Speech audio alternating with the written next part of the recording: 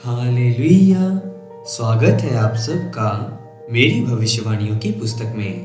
तो आइए हम आज के पवित्र वचन को पढ़ेंगे जो कि परमेश्वर के दास प्रेरित अंकुर यूसुफ नरूला जी के द्वारा लिखा गया है।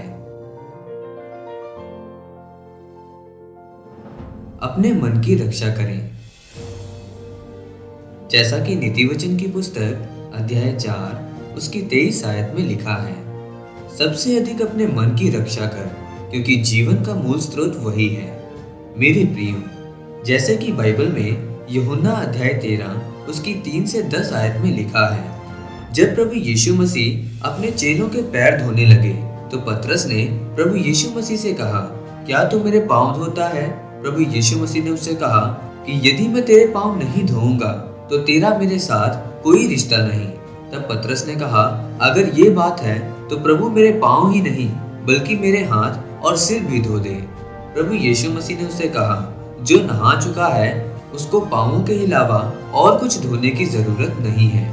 प्रभु यीशु मसीह इस तरह से एक खास संदेश दे रहे थे कि जो कोई बपतिस्मा ले चुका है अब उसको अपने पांवों को धोने की जरूरत नहीं है, बल्कि अपनी चाल को, अपने जीवन को शुद्ध करने की जरूरत है।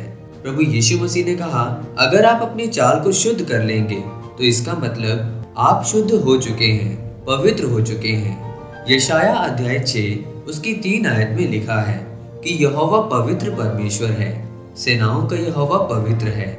बाइबल बताती है कि परमेश्वर का ये सबसे बड़ा गुण है कि वो सबसे ज्यादा पवित्र परमेश्वर है।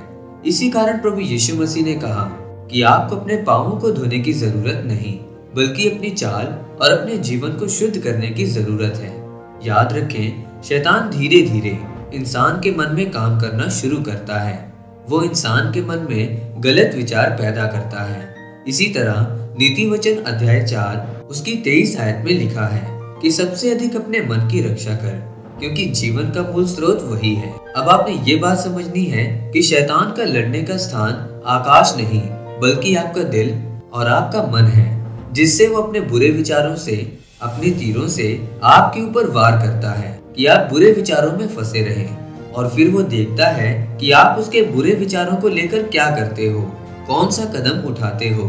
शैतान की बुरी सोच आने के बाद आप अपनी जिंदगी में क्या करते हो। इसी कारण बाइबल कहती है कि सबसे अधिक अपने मन की रक्षा कर।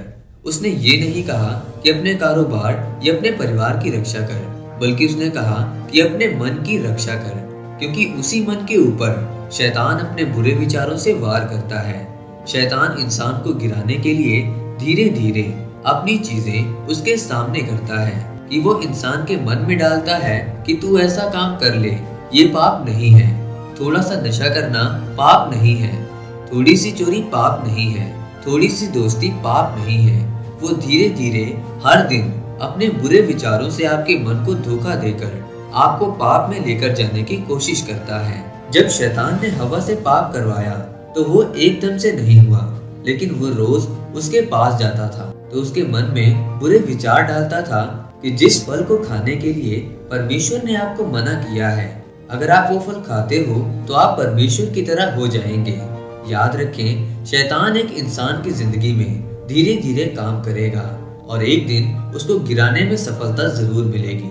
अगर वो इंसान परमेश्वर के वचन को जानता हो, परमेश्वर की आवाज को सुनकर ना चलता हो, तो शैतान को सफलता मिलेगी। इसीलिए अगर आप चाहते हैं कि परमेश्वर आपको ऊंचा करे, आपको आशीष दे, तो अपने मन की रक्षा करें।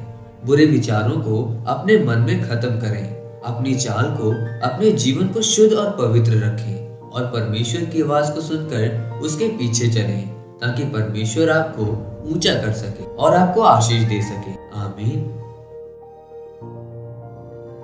आइए इस प्रार्थना को आप मेरे साथ एक मन होकर करें। सर्वशक्तिमान परमेश्वर, इस वचन के लिए मैं आपका धन्यवाद करता हूँ। परमेश्वर, मैं आपसे प्रार्थना करता हूँ कि मैं अपने मन की रक्षा कर सकूं और शैतान के हथियार मेरे जीवन में कार्य न कर सके। प्रभु यीशु मसीह के नाम में आमीन। परमेश्वर आप सबको आज के वचन के ऊपर मनन करने के द्वारा आशीषित करें।